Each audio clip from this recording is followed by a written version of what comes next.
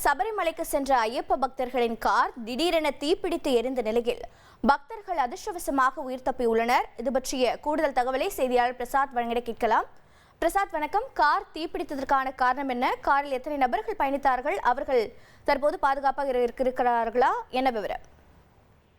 வணக்கம். கேரள மாநிலம் பாலக்காடு பகுதியைச் சேர்ந்த 7 வயது ஐயப்ப பக்தர் உட்பட 6 ஐயப்ப பக்தர்கள் சபரிமலை தரிசனத்திற்காக சென்று கொண்டுள்ளார்கள்.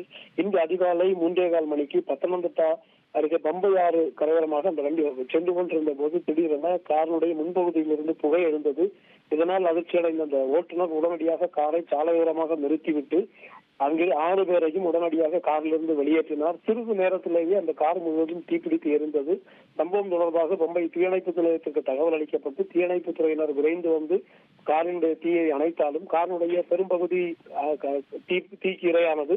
இந்த சம்பவத்தில் புகை எழுந்தவுடன் ஓட்டுநர் விழிப்போடு ஐயப்ப பக்தர்களை அங்கிருந்து வெளியேற்றியதால் ஒரு பெரும் விபத்து என்பது தவிர்க்கப்பட்டது.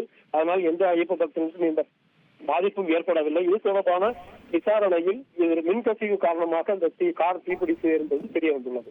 ட்ரெண்ட ஃப்ரெண்ட் ஆக்கிக்கோங்க. தந்தி டிவியின் சப்ஸ்கிரைபர்ஸ் அண்ட் ஃபாலோவர்ஸ் குடும்பத்துல நீங்களும் இணையுங்க.